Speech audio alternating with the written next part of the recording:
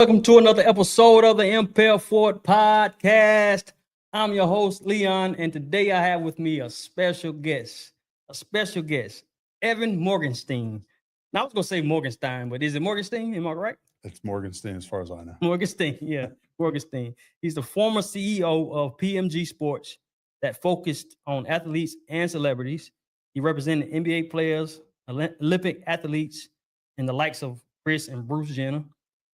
He's now the CEO of CelebExperts consulting agency and digital Renegade, which is a talent management company.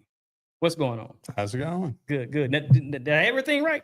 Yeah, it's actually Renegade Talent Management. Renegade Talent Management. Yeah, that's all right. Okay. Renegade. Yeah. Well, take out the digital. Yeah, It was a lot Yeah. researching you.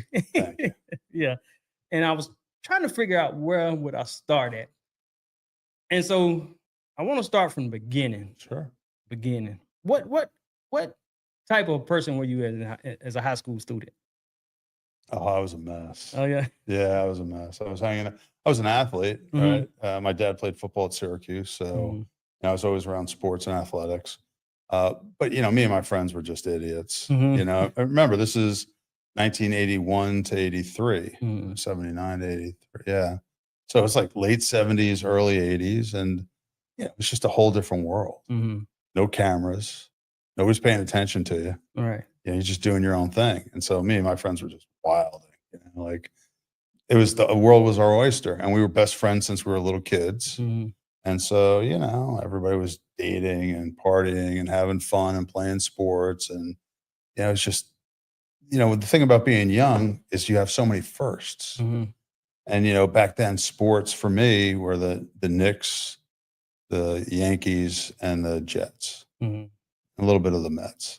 And so back then we had great athletes, right? We had Hall of Fame basketball players playing for the Knicks, for the Yankees, for the Mets, for the Jets, Joe Namath, I grew up idolizing. So, even though I didn't know what a sports agent was back then, I sort of always gravitated towards sports, always wanted to be involved with it, always thought it was going to be my future. So you started, you went to Syracuse, too, right? So your father went, right. And you're from New York. So you became a sports agent. But before then, you worked a job that you got fired from. Yeah, well, I worked a couple jobs. So my first job out of college, I worked for a software company selling on the phone. Right. And I didn't know anything I was selling. Like I knew nothing about software computers. I didn't own a computer. But I was selling a money back guarantee. I'm like, well, if it doesn't work, you can send it back. So I was just selling stuff, like selling it. And my sales manager was thrilled. He's like, oh my God, you're selling so much of it. I'm like, yeah, it's probably coming back. But so I did that for like 8 months. And then I was like, I'm done here. Oh, was that short? Yeah. I quit on a Friday. And on Sunday, I packed my Volkswagen Jetta and I drove out to California, and I was going to make my fortune in California. And when I got out there, it was a little tough finding jobs, not really sure what I wanted to do. So I hooked up with a couple of different technology companies. And I did that for probably about 3, 4, maybe 5 years. And I was just like, I'm so bored. Because you can only do things that you're not passionate about for so long.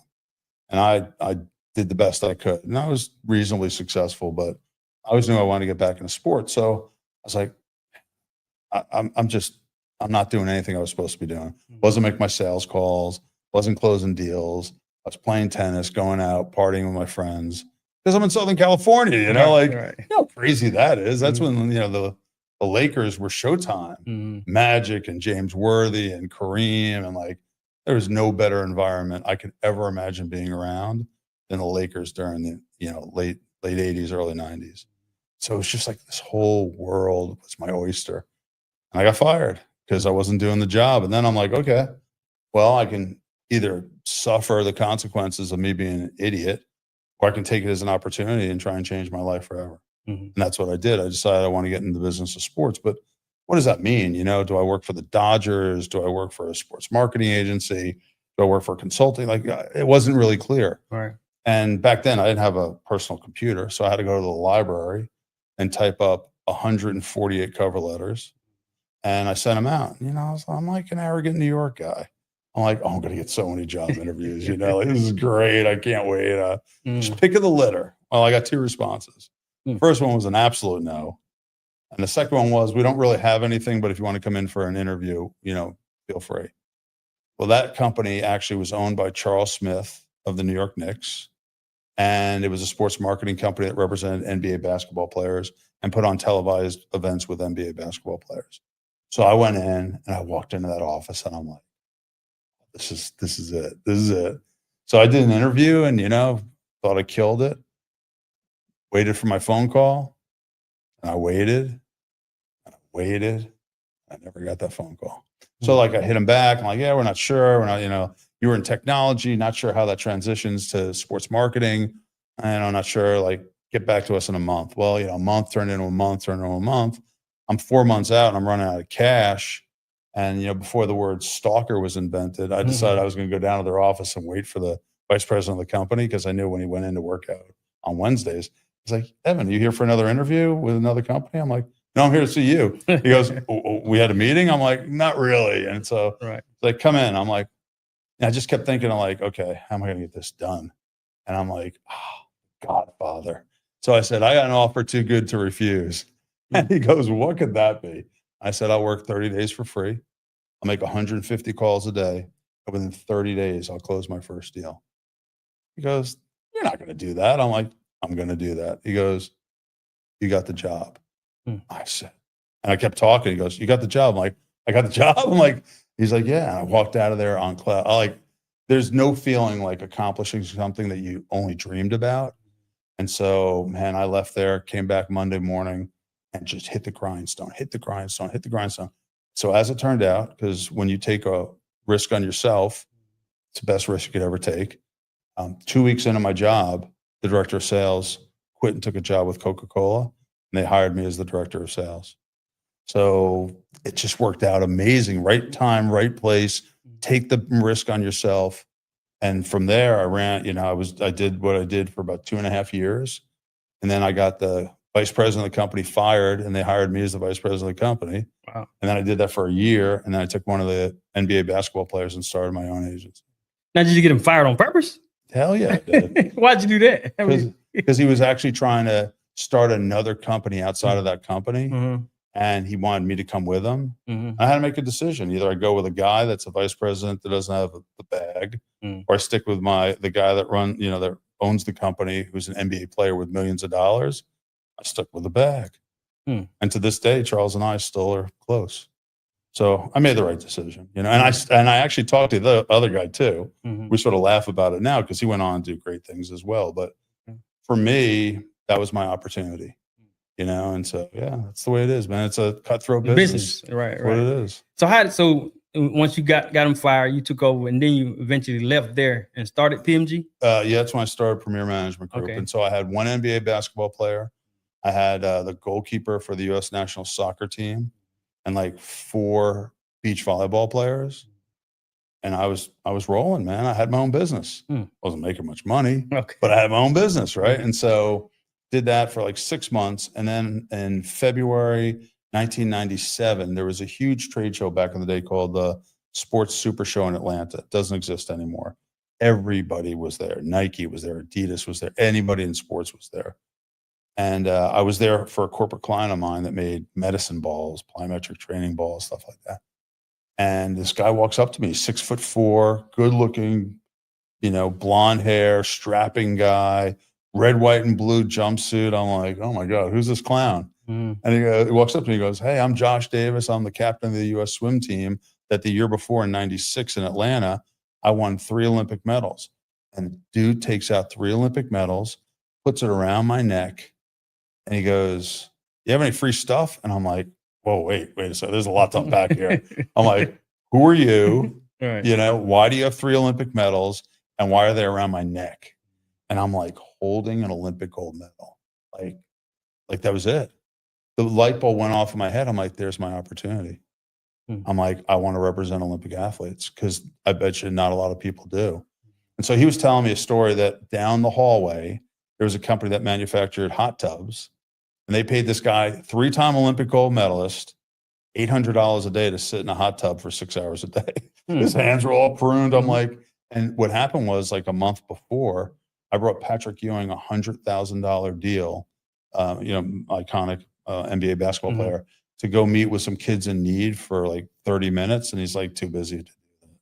I'm like, I know where I'm going. I'm going Olympic athletes, different type of people that want to work hard, but also represent their country well. And that's it. And I signed him in 2 weeks. And after that, 16 of his teammates signed with me immediately. And all of a sudden I had one of the biggest representation firms in the Olympic space in the world. So so you only did 16, not only, but 16 I mean, to start, I've represented athletes. over 1,000 Olympic athletes in my career. So what made you, how did the transition go? Why did you leave the Olympics? As far as not, what's the word I'm looking for? Still managing Olympians.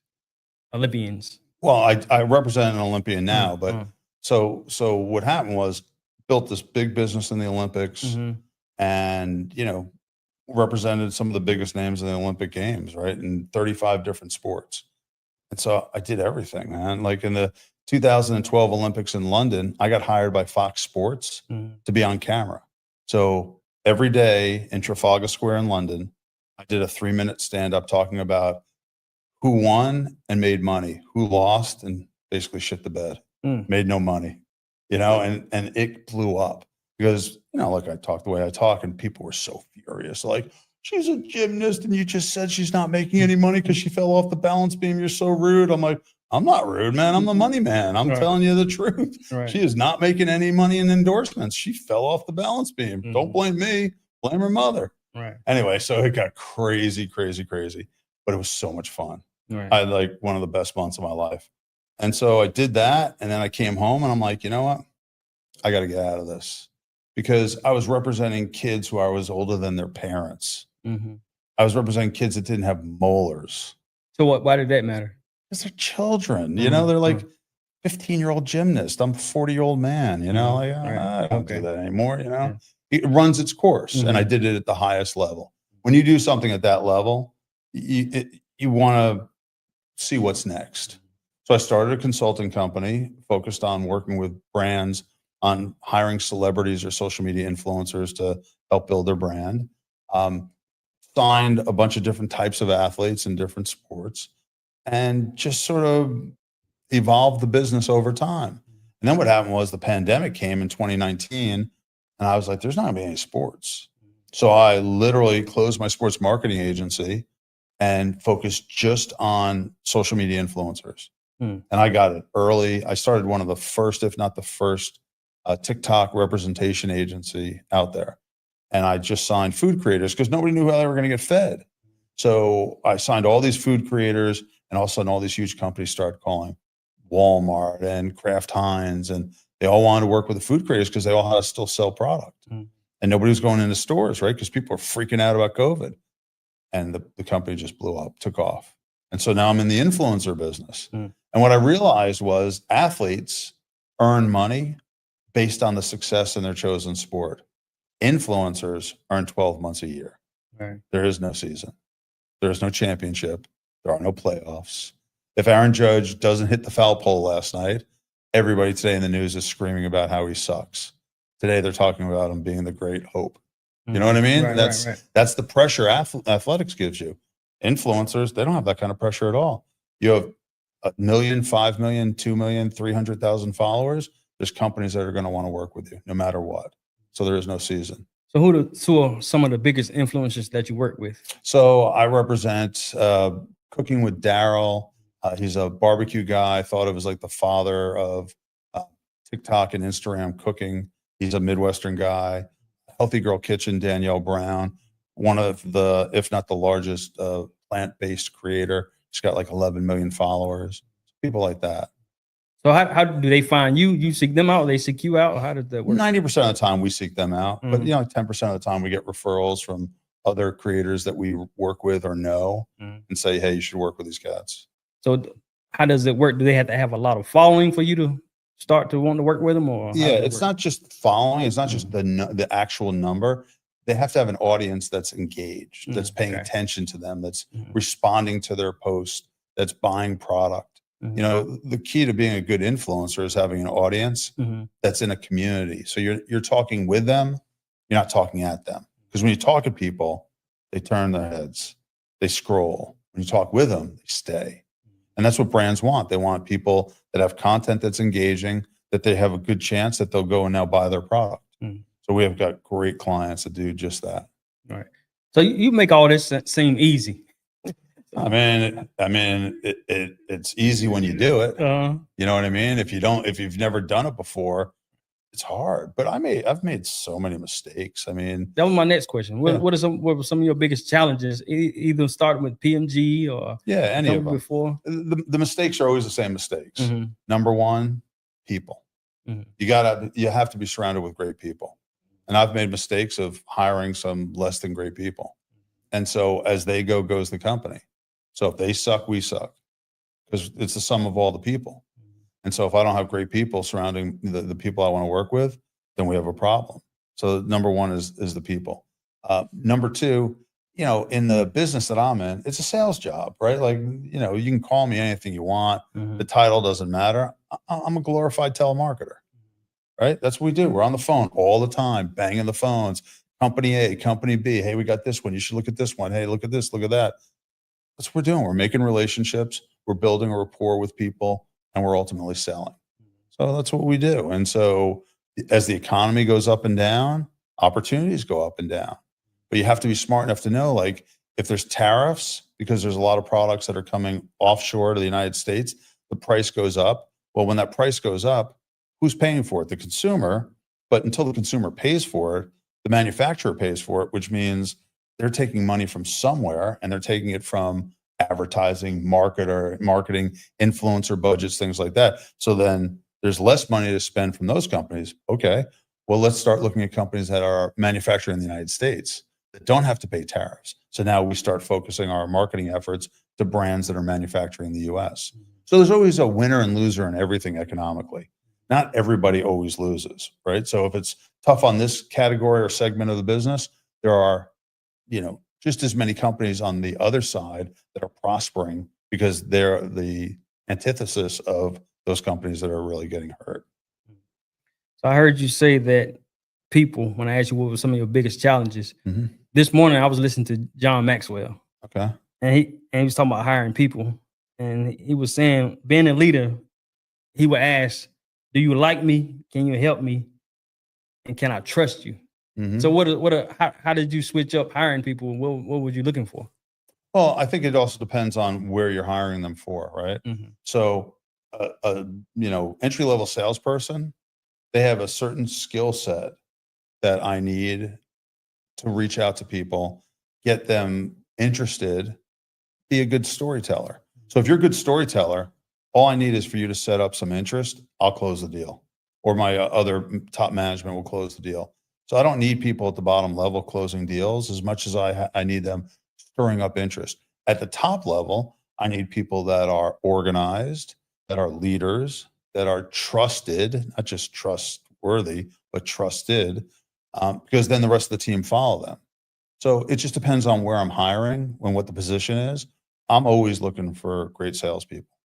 I mean, you can't be a sales organization and not turn over your sales staff every year or two, maybe 3. But I'm always looking for the next great, you know, person, because there's always somebody out there that nobody else thought they had the great skills, but for us, they fit perfectly. Right. I heard you say that you would not hire a college student. Is that correct? Well, I let them intern for me, but I'm not gonna hire somebody that has no experience at the level I need them to. Because here's the thing, college students and just people in their mid to low 20s are so absolutely arrogant and out of their mind in terms of their valuation of their own skill sets. You know, they come to me and they're like, yeah, I think I should be paid $80,000. I'm like, hello, $80,000? Your mom's still paying for your lunches. You know what I mean? Like, don't come to me with that crap. So it's like people are deluding themselves into what their value is. There are a ton of people out there that are really good looking for jobs. It's just hard sometimes to find them. Is it LinkedIn? Is it Indeed.com? Like, where do you find them? I tend to find the best people that are referred by people that know me and know what I'm all about. So when it come to you as an intern, they show you some progress or promise, will you hire him then or? All the time. Okay. As a matter of fact, the president of my company, the one that runs my day-to-day operations, Mhm. started as an intern. Okay. Then she went away. She went and worked for a huge sports marketing agency, then got recruited and worked for the Yankees. And then I found her on LinkedIn one day and we started talking. And I'm like, hey, I want to hire you as the youngest president in this industry. She was 22. I said, I want to hire you as the vice president of my company. And she said, really? Why? She's like, I like working for the Yankees.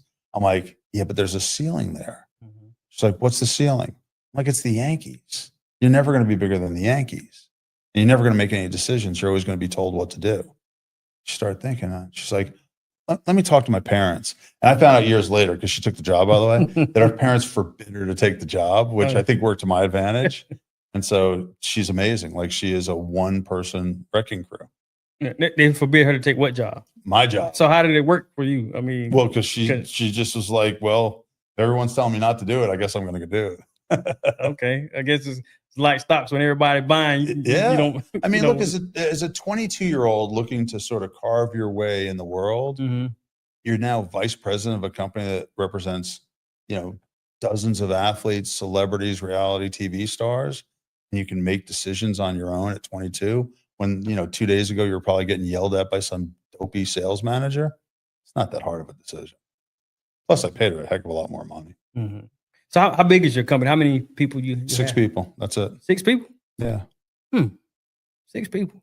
Don't need a lot of people to be successful. Yeah, I Not hear in that. this business, right? Because my talent, there's 2 ways we make money with one of my influencers, athletes, reality TV stars. It's either someone's looking for them, and so they contact the talent through DM or email or whatever, or one of my outbound salespeople reach out to a brand and say they're interested. So, it's the sum of all the parts. So we get them deals based on companies looking for them, and we get them deals based on companies that didn't really even think about them, but we tell the story well. And then people start rocking their head up and down, and before you know it, you got a deal. So who was some of your mentors coming through these spaces of it and all Well, that? first and foremost, my father. Mhm. So I come from 3 generations of entrepreneurs. So I always knew I was going to have my own company, but I had no idea. In fact, I started 2 companies that failed miserably before. So this is sort of the insanity of entrepreneurism. I lived in Marina Del Rey out in Southern California, living the life, was loving it. I was working for the tech company, one of the tech companies. I'm like, I want to be an entrepreneur. And I'm like, I was on my porch, my balcony, overlooking the ocean, grilling. I'm like, I keep going back and forth, like with my knife and my fork and my, sauce. And I'm like, I need one thing that can carry all these things. So I came up with a stupid idea of creating a barbecue belt for grillers. So I found this guy, at a fabric company. We designed it. He put it together. I had a beautiful prototype. And I sent it to KC Masterpiece, the barbecue, because I'm like, what would be a better company than a barbecue sauce company? Their product fit right into it. They wrote me back. I still can see the letter. Dear Evan, great idea, but you're not the first one to come up with it. It's being sold at Body Image or one of those stores in the airport. Mhm. And I looked online. I'm like, oh my God, I wasted so much time and money. But that's what happens. You have to fail before you. So how long ago was that? That was early 90s. Oh yeah, okay. Yeah. 'Cause I would say now it's good to, I guess, like I say, it was years ago. You want to go in and see what's out there before you even create something. I could just go to ChatGPT now and find that out. And the second company I started actually with a partner was to run trade shows in communities associated with supermarkets. And for a bunch of different reasons, that failed and didn't work. But each time I started a company, I learned more. I got more confidence. I moved a little bit further along till I finally, was at the point where I'm like, I can do this. And the great thing is, I'll never forget it. I went to the Bank of America in Marina Del Rey, and there was 2 lines. There's a consumer line, which I'd been in for years because that was my bank, and then there was a business banking line. And I knew the head banker there, and I'm in the business banking line. And she goes, Evan, you're on the wrong line. I'm like, I'm not. She goes, oh, let's talk. And she brought me in her office, and I laid out the whole business plan and what I was doing. She's like, I'm excited for you. And I'm telling you, a week later, I got a box. I only had like $1,000 in the bank. I got a box of checks And I put my nose in that thing and smelled it like it was success. And I'm like, this is going to be big, you know? Right. Because somebody gave me checks. I had 500 checks. Right. And I didn't have more than $1 for each check, but you know what I mean? So it's just the little things, you know, you build off of the positive energy that you bring into your own success. And you can't be afraid to fail. I mean, at the end of the day, the best advice I ever got from my mentor, my father, who said, if you're ever going to bet on anything, bet on yourself, because it's the only bet you can ever cash. To this day, you know, he's not with us, but I hear that. I hear him saying it. I think about it all the time, and it's the driving force. And then the other sort of advice that I got was there's no greatness without failure. There's no greatness without failure. Every kid today is so afraid to fail. They got their tail between their legs. They don't want to be told no. They don't want to fail. They're you know, afraid of failure. I embrace failure because it's just showing me that A, I took the risk, and B, I'm going to gain some knowledge out of this, and I'm going to use it to my advantage. I'm going to be better than the next cat. All right. It's funny that you say that, because I just made a post talking about failure and what we turn them into. But sometimes people say it's not a failure, even though it is. You still go learn from it, you know, 100%. But still also a failure, though. Of course. Yeah. I embrace failure. I'm not afraid of failure. I failed making financial decisions. I failed in hiring. I failed in starting new companies. You know, I fail all the time. Every year I start at least 1 or 2 businesses, just because I'm like, okay, there's a good idea. You know what? If it turns out to be a good idea, I keep investing in it. And if not, I bail. And do you ever get nervous when you're starting a new business, or do you go in there? Because sometimes people go in starting a business, they're already thinking of failure. What if this happens? What if this don't happen? Instead of thinking, okay, what if this does happen? Yeah, I think the best entrepreneurs are the ones that have blinders on. You're just fearless. You know, I always tell people, I feel like I'm fearless, and I mitigate risk really well. So if there's risk, I don't know about it. I don't think about it. I don't care. You know what I mean? And I usually don't start businesses that aren't some way adjacent to either my skill set, my passion, or what I'm already doing. So like, I'm not going to start a trucking company. I don't know a damn thing about trucking, right? But if it's in marketing, talent representation, corporate consulting, you know, anything in that sort of genre, I'm good. So before you started becoming an entrepreneur, did you know that you wanted to be an entrepreneur before you took the other jobs before becoming an entrepreneur? I mean, I think it's in, you know, look, when you come from 3 generations of entrepreneurs, it's sort of woven into your fabric.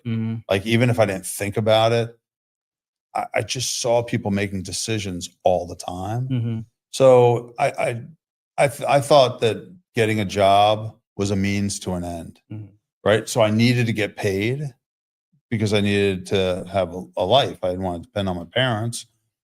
But I never thought that any job I ever had was the end game for me. Never saw that. So what keeps you going in this day and time as far as your business? What really motivates you to keep going? Yeah, it's still the same thing. It's never money. Like, if you shot me with sodium pentothal right now, right, the truth serum, I couldn't tell you what I have in the bank, and not because it's so much. I just don't know. I don't look. I don't care. But every day I wake up and I want to try and do something I've never done before. And that drove me as a kid when I had a paper route, when I had a lawn mowing business, to today. I still want to do stuff never done before. So what do you think is next for you? You know, it's interesting, right? So I literally have been looking at the landscape and, you know, where is the money? And this whole NIL thing is interesting, and we're in that a little bit, and I'm making some big moves in that. I'm definitely interested in, you know, looking at trying to sign more celebrities because those deals are way bigger. And at the end, sort of my background being what it is, I love corporate consulting. I love going into a situation where someone can't figure it out and we figure it out. And you're sitting in a room and people are like, never would have thought that. And to me, I have such clarity. That's exactly the only thing I would have thought of.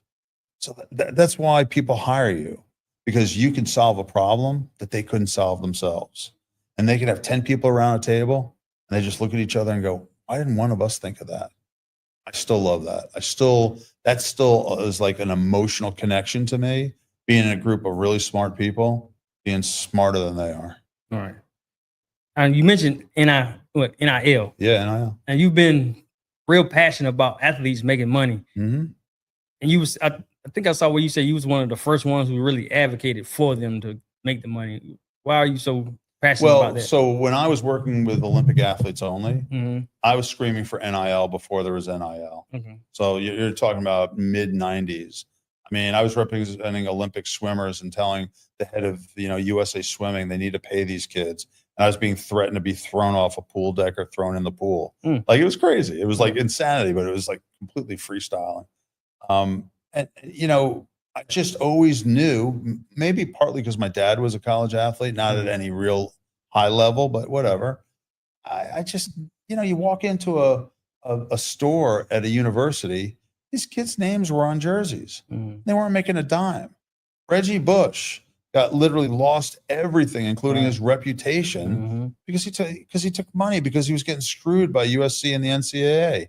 Like, it wasn't fair. It isn't fair. And by the way, even with NIL, it's still not fair. Right. The amount of hoops you have to jump through, the thievery involved with collectives and all these other things. It's not a good system. It's a better system, but it's not correct. It's not fair. And then there's a whole nother part of this, which is, the United States has something called Title IX, which means that women athletes need to have the equal opportunity of male athletes, or otherwise the universities are only going to focus on their male-dominated money sports. Well, there's a bunch of lawsuits now that are pending where female athletes, former athletes and current athletes, are just tired of being pushed aside. Like, if you're a female, lacrosse player or field hockey player, you are never, ever, ever going to make the kind of money, nor get the benefits or get anything that the basketball player on campus or the football player on campus is going to get. Why not? It's just unfair. So I've always thought of myself as an athletes' rights advocate. And so I was willing to take, there's a lot of agents, good agents, that represent some really big names in all the sports I've ever been in. But the problem is they work for big agencies, and they always had to basically, stand at the knee of corporate America, because these big agencies also have big relationships with big corporations that sponsor the NCAA, sponsor these universities. So they had to keep their mouth shut. I'm an independent. I could say what I want, do what I want, because I don't answer to anybody but myself.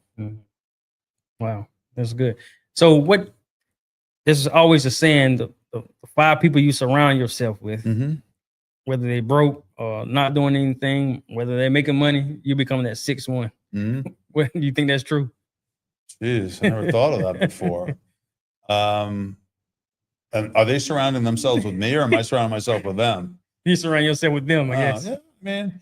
I happen to have 6 employees, so I've got really good people that I like, first and foremost. I love being in the trenches with them. Every time they do something that is like a step up, I feel like they're my kids. I encourage them. I want to help them. I want to elevate them.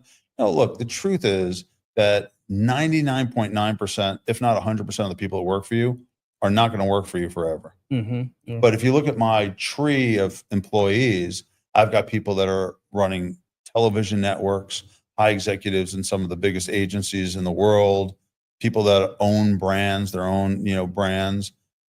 It's just, I take so much pride in the fact that they came through my business and now they're out having wild success. I love that for them, because they did what they did for me. And I want nothing for the best for them. There's certainly people that have left the company or I fired that, out of sight, out of mind, they're dead to me. But the good ones, the ones that I've built relationships with, the ones that we were in the trenches together, I want nothing but great success for them, because they're good people. Right. So let me see, the Renegade talent or management. Yeah, Renegade talent management. Does that and CelebExperts kind of coincide with each other? Yeah, I mean, they're separate entities, but CelebExperts is the consulting wing. Renegade Talent Management is the talent representation wing. So they're completely separate companies, accounting, all that. But they're all under the same umbrella because I own both of them. So how tell me more about your dad. You seem like y'all was pretty tight. You have any brothers and sisters? Yeah, I have an older brother, Mhm. Craig, and a younger sister, Blair. Mhm. Craig lives in New York. Blair lives out in Colorado. Mhm. You know, Craig's sort of semi-retired to Mhm. retired, and my younger sister Blair actually works in um, the cannabis beverage business in Colorado. Okay. Yeah, she works for a company that does trade shows in that category. Mhm.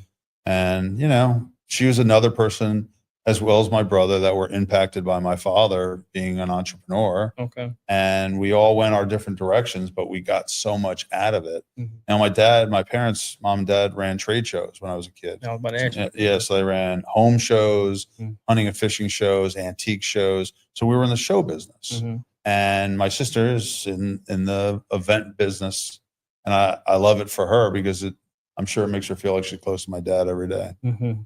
That's good. That's good. What advice would you give me as a upcoming podcaster? Mm-hmm. You know. So, ironically enough, Mhm. about 8 years ago, I had my own podcast Mhm. for about a year, and I just interviewed like huge CEOs. Mhm. The CEO of UGG Boots, you know, everyone knows UGG Boots. Mhm. Well, it was this guy that was from Australia that dragged 8 pair of those UGG boots over to America Mhm. and went to all these surf shops and tried to sell it in. And his story is just an incredible story. And so interviewed him. I think the thing about the world of podcasting now, because it's so competitive, Yeah, it is. right? It's so competitive. I think it's got to be part of your arsenal, Mhm. not the only, Thank you know, you. bullet in the gun. So podcasting is important. Social media is important. Going and doing other people's podcasts are important. If I was you, I'd build out my LinkedIn immediately because that's where all the business people are. Yeah. Right. And so if you're going to do sort of a business focused podcast, go to where the business people are. I think that's really important too. And then, you know, keep working your network of people, see how broad and far you can go in terms of always finding great guests, Right. because that's the lifeblood of any kind of entertainer. I tell people this constantly. You have a media company in your hand. That's a media company. People call it a phone, but Right. it's a media company. Mhm. What are you doing with it? You doing enough lives? Right. Right? Yeah. Probably not. You know, like that's the kind of stuff where you can always get better Mhm. and you're always going to reach more people. The one thing about social media is the algorithm is determined for you. You don't determine the algorithm. Right. So it's like what you put out there, the algorithm is going to find an audience for you. How do you build on that? And then the other thing is when you start building an audience, how do you turn them into a, you know, sort of a community? What are you feeding the community that they keep coming back, that they share your content, that they talk to other people about what you're doing? Like that's really, really important. A community is how you build a media company. It's not, again, you don't talk at people, you talk with them. What do you want to see? What are you interested in? You know what I mean? Like when you do a live, I just do a live. Again, the first time you do a live, you're talking to yourself. Mhm. I've done it. Just sitting there and like, oh my God, somebody please come on, or otherwise I just wasted like 10 minutes. Right. I'm a Right. fool, but people will come on, right? Yeah. And then when you start talking to them about it, maybe they don't know about the podcast, you introduce it to them. Or maybe you ask them, like, what podcast do you watch? And why are you interested in that? Always learning. We never stop learning. When we stop learning, we die. Right. It's funny as you say LinkedIn. So I've been trying to engage in LinkedIn. I don't know what I'm doing quite yet because I ain't never been too techy, but I've been trying to dive into it. And the reason I went to LinkedIn is because somebody you say you work with, Gary V. Oh yeah. Yeah, that's why I started Yeah. diving into LinkedIn, but I'm still trying to, work it, Yeah. So. Well, the thing about LinkedIn is it's a social platform. So don't look at it any differently. Don't be nervous about it. Don't feel like it's something other than a social platform. I'd push video through LinkedIn all day long. I do. You know, I push content. Like I may do a TikTok that I really like I think may have some relevancy to my LinkedIn audience. I'll push it through LinkedIn. You know, because then people see you in a different way.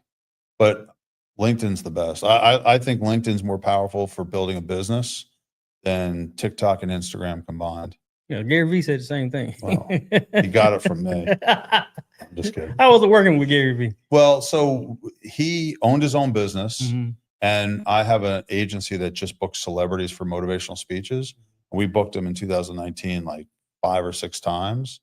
And I also spoke at a tech conference in Dublin, Ireland. This is in probably 2018. And the speaker before me and my client was Gary Vee. So we're in the, in the green room, we're getting all powdered up. I'm like, hey, I got a face for radio. You don't have to touch my face. But anyway, and they have speakers in the room, and the guy before us is going, he's cursing and screaming. And I'm like, who's this motherfucker? Like, who's talking this way in a like corporate environment? And they're like, oh, it's Gary Vee. I'm like, I had no idea who that guy was. And then, he's like, he's blown up. He's built a huge business, and he's super, super smart, and he knows what he knows. I take a little stuff from him, but not, I do my own thing, right? We're in different lanes, but I respect the business he built. Right. And he's a guy that you don't hear a lot of people complaining about. Like, oh, he treated me this, that, and the other thing. Like there's, like I didn't grow up in the environment, but I, got older in the world of Shark Tank. So now everybody knows Shark Tank. Shark Tank's, one of the most influential television shows ever on building businesses. Well, there's some people on Shark Tank that have some pretty shitty reputations, and that's not something you ever heard about Gary. Right. Gary seems to be pretty tight. Now, some other, I'm thinking now. You tell me if I'm wrong, which I know you will. Rob Gronkowski, you work with him too? Nope. Not okay. Nothing. Your company didn't.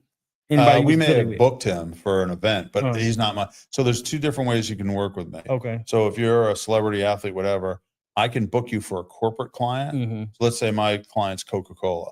Coca-Cola wants Rob Gronkowski. I'll go hire him. So we've worked with him that way. Okay. But he's not my client as his agent. I'm not his agent. Okay. Well, I think it was something. I'm pretty sure that's what you're talking about. What I read, because they had a couple of different names up there. Well, okay, Michael Phelps, he's a swimmer, so so we've booked Michael Phelps on speaking engagements. Okay, so that's how that was. Yeah. Okay. And your partners with Dole, Sam's Club, Kroger's. I mean, those are all companies I've worked with. Worked with all. Okay. Yeah, a lot of times those kind of companies come to us and say, we've got either a private label product that we want to promote.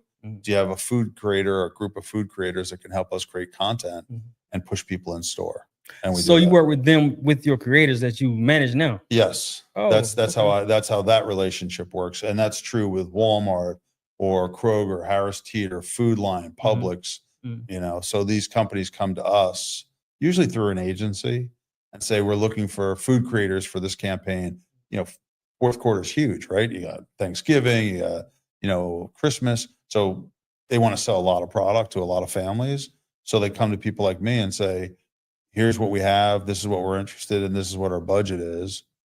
Do you have anybody that fits? Or they say, hey, we're interested in these 5 people that you represent. What would it cost to do this, that, and the other thing? So there's different ways to work with us. Okay.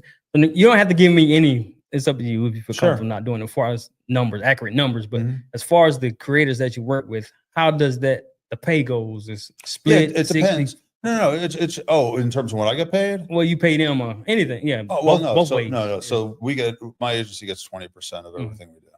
Okay. All right. Is that easy? I mean, I wish it was that easy. So go collect money from a company that doesn't want to pay. You had that problem? All the time. What company doesn't? Especially in a tough economy, of course. But, we chased it and chased it and chased it. And here's a great story about that. My person that I have in that accounting role, chasing money, is my ex-wife. There's nobody that wants money more than my ex-wife. So your ex-wife works for you? Yeah, she does. She's good, man. I would never replace that. The quality of work that she does, the veracity she chases money, because I'm still paying alimony, man. She's not getting a check if I'm not getting a check. Wow. So we have similar motivations. So how did that relationship work? Now you got kids? Yeah, I got 4 kids. 4 kids. Okay. Yeah. I don't know. How's it work? How's anything work? I always wonder, how do people work with their current spouse? Because you may not have all the same alignments in what you're trying to do. Like, they may think you're spending too much time doing this and not making any money. You should be doing something else. That's a little bit different, because every day you got to go home together. Me, I turn off my computer and I don't hear a word. Best relationship in the world. So like if y'all get into some kind of happens all the time. You work through it. You know, we're adults. Right. At the end of the day, it's about respect, right? Right. The mother of my kids. I mean, at the end of the day, you know, it's about respect. And I respect her greatly because when I was out there building businesses, she was taking care of kids. And, you know, I've got 3 kids that went to Duke, 1 that went to MIT, and 2 of the 4 are getting their PhDs in engineering. So she did something right, and probably a lot. So I have to respect that because she was a great mom. Right. You know, that sticks with you, you know, that doesn't have a shelf life. These kids or benefit the rest of their life because the job we both did separately and together, and we get it done. It's not as hard as it sounds. So is there any regret splitting up or? Oh, I mean, what are you, Dr. Phil now? No, you need a couch, not a seat. You don't put me on the couch. I'm really curious. Like, yo, listen, important. You always would like it to have worked out, right? I mean, it would just been easier on everybody. But this is what I always say, and it's not an excuse, and I don't condone it for anybody. But when you're in your 20s, you don't know who the fuck you are, and to make decisions on who you should be with in your 40s and 50s is insane. Which is why 67% of the marriages in the U.S. end up in divorce. Now, the 15% are probably cheating on each other. There's about 8% of the people that are happy. So I'm like in the majority. You know what I mean? Like, it's just hard. It's hard to know. I was on the road. I'm going to Olympics and Super Bowls, and I'm going to parties with Tiger Woods. Like, I'm doing crazy shit, right? She's home wiping kids' asses. You see the disconnect? And I come home and she wants to hand it over to me. And I'm like, I was just in Monaco, you know, basically floating in a saltwater pool for 4 days. I'm not doing that. You know what I mean? So it's like, it's a tough, not everybody has to deal with this. Like, this is my own reality, but it was tough for me to come back and sort of assimilate with what I needed to do on a day-to-day basis. And so I became distant, you know, and so I put it all on me. I put no guilt or responsibility on her. It was all on me. Yeah. I mean, if you know, you know. I know. Yeah, you know. It's a lot of therapy that I just shared with her right there. It's a lot. That was a lot of co-pays I just shared with you right there. I'm pretty sure the I'm audience starting to shake a little bit, you know. I'm pretty sure the audience want to know how that dynamic. That's pretty. Listen, success in business is tough on marriages, especially when you have kids. Nobody should ever be confused about that. You know, you can aspire to be successful, but you also should be damn well sure that you're, you know, finding somebody for the right reasons. Because if you're not finding them for the right reasons, it's going to come apart. And everything you just built got split in half and maybe more than that.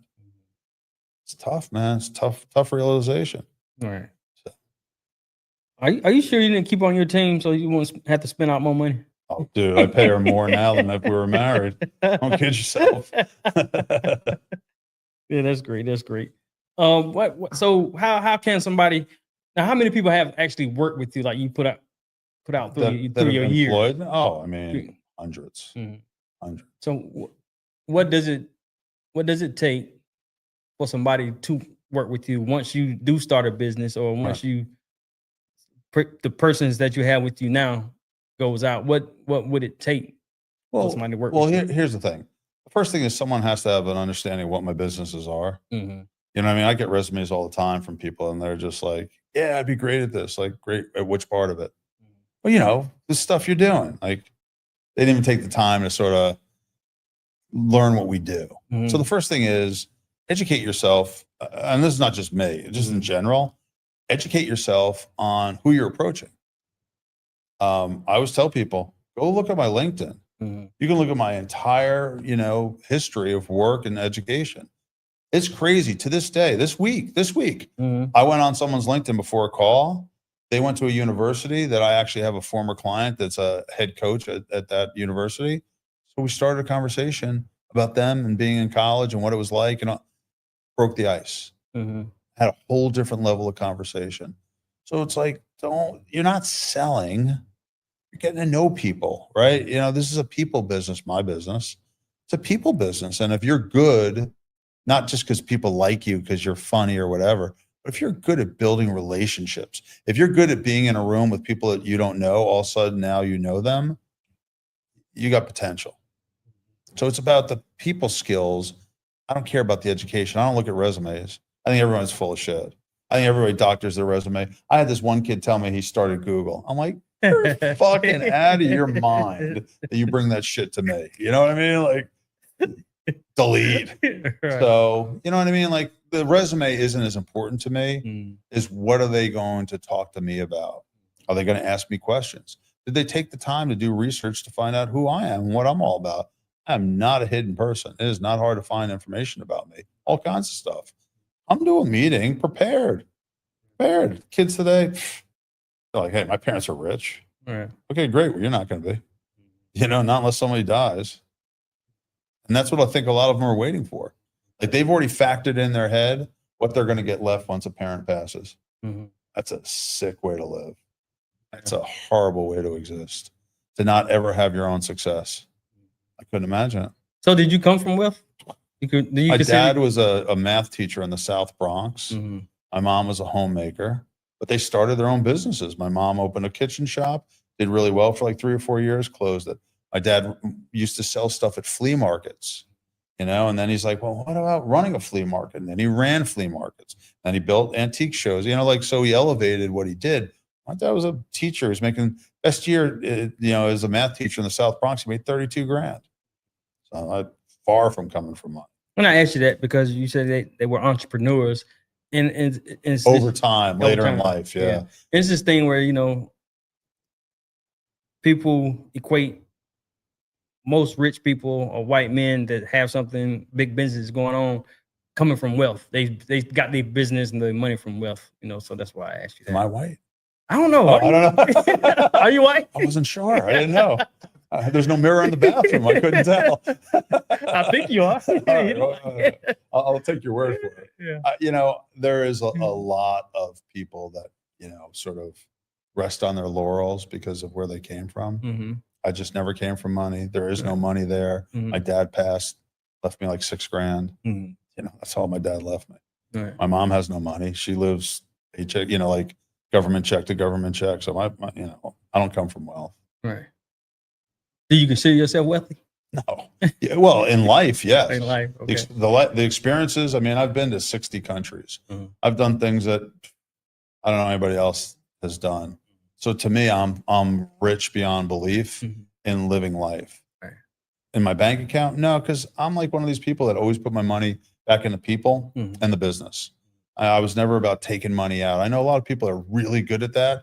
I've just never been good at that. So I took care of my responsibilities, you know, took care of the kids, took care of my family. And that was the most important thing, not about accruing wealth so I can go buy a boat. I never wanted a boat. Wouldn't know what to do, how to fix it. Sit out in the water and call AAA. You know? So yeah, it's just that's not how I live my life. I try to live every day to the fullest more than trying to accrue wealth. Because you know what? Can't take it with you, man. You die with a big bank account, you're still dead. I'd rather live life and experience every moment I could. That's what I said to my kids. I'm like, look, I don't have much. I'm not leaving you a dime, not a fucking dime. You think I told my kids this. I'm not leaving. I've been saying that lately. People saying they're not leaving their kids anything. I'm not leaving them shit. But what I told them was I'd spend every dollar I have to go do some kind of experience in life with you. That's where I'd spend my money, because I want to build memories so we don't forget each other.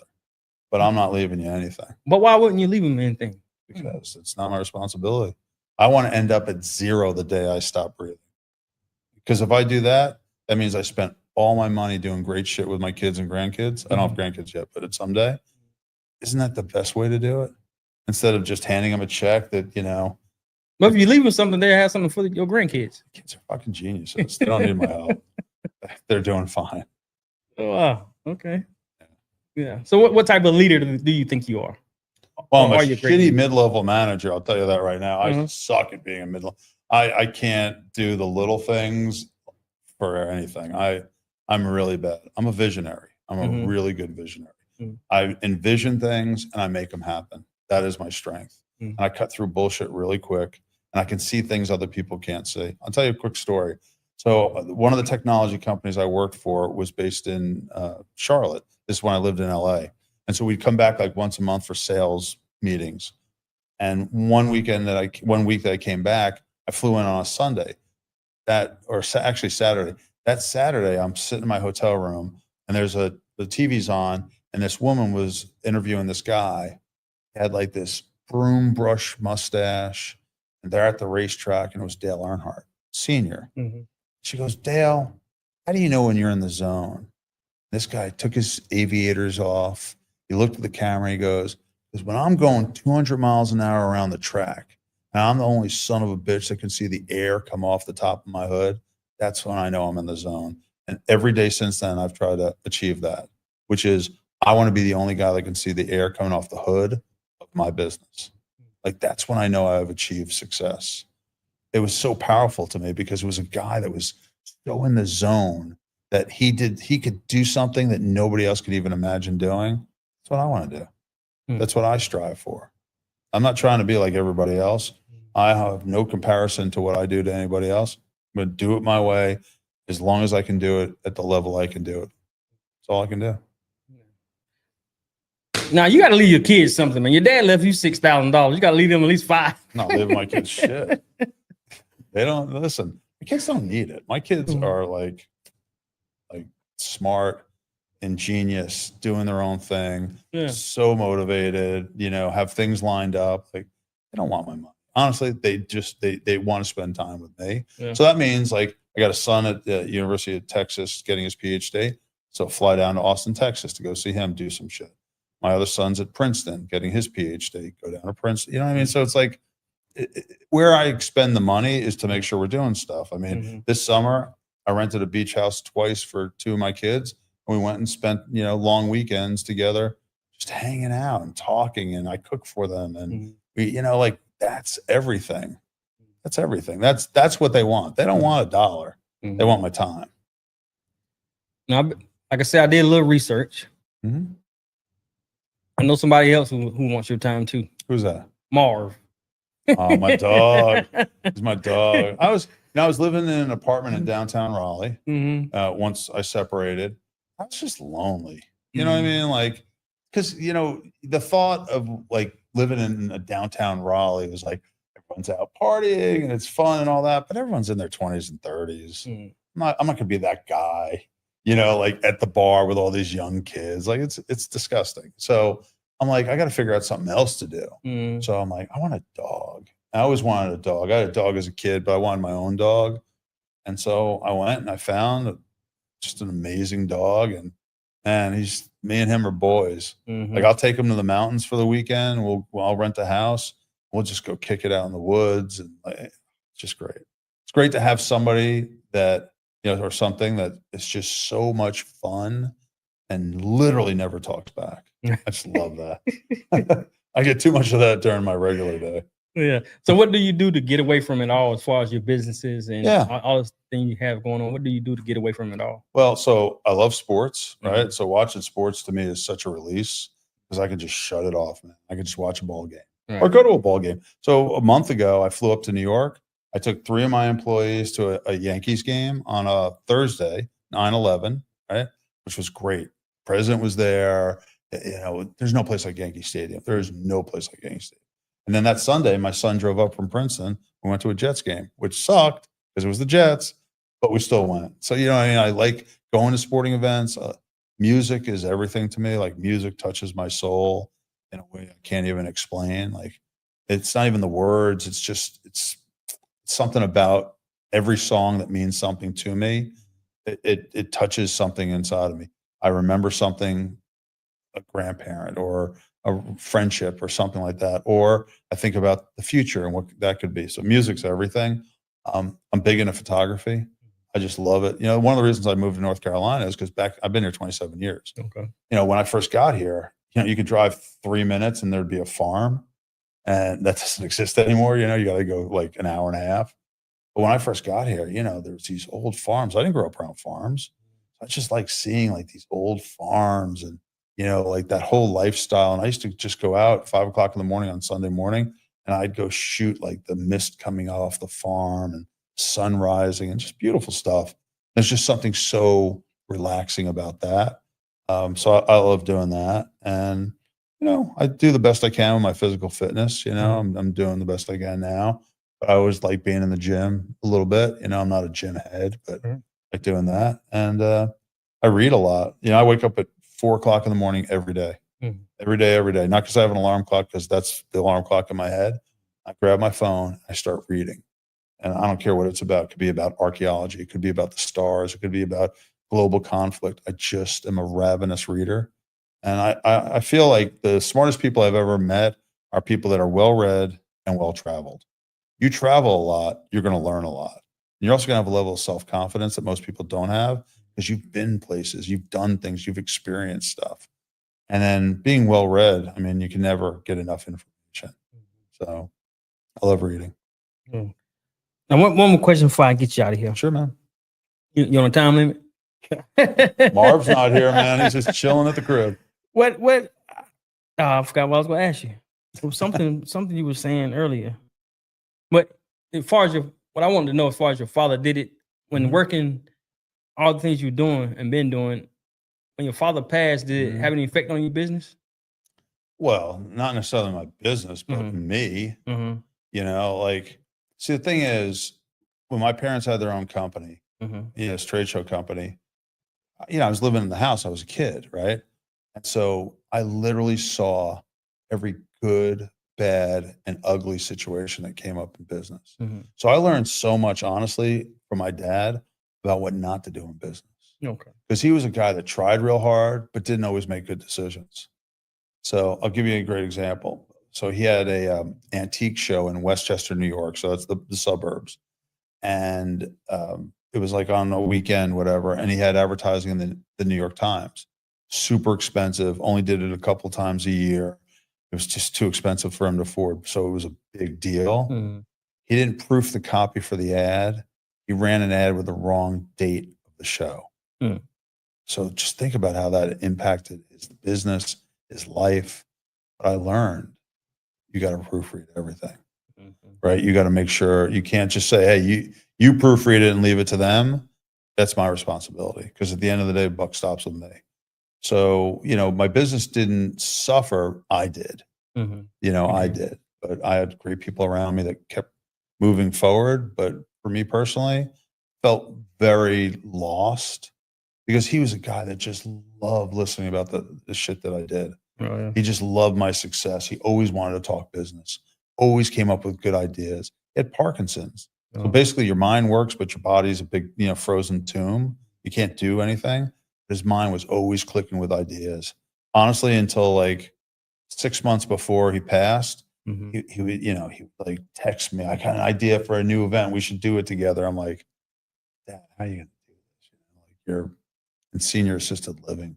But like, I didn't even want to say that to him, because his mind still wanted to do that. That's what kept him alive. So how old was he? When he died, he was 72, 73.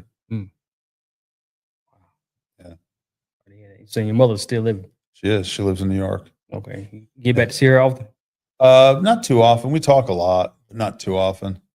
Yeah. They got divorced later in life. And unfortunately, I named my dog after my father. So every time I bring my dog's name up to my mother, she screams at me. She's like, why didn't you name it after me? I'm like, because you didn't die first.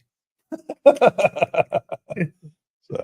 All right. So what would you leave to an upcoming, you said a lot, but what would you leave to an upcoming entrepreneur who's on their way, trying to make it, striving for greatness? What would you leave them? I would say be fearless without being arrogant. Because you can be fearless, just don't be arrogant. Because your arrogance will blind you making good decisions.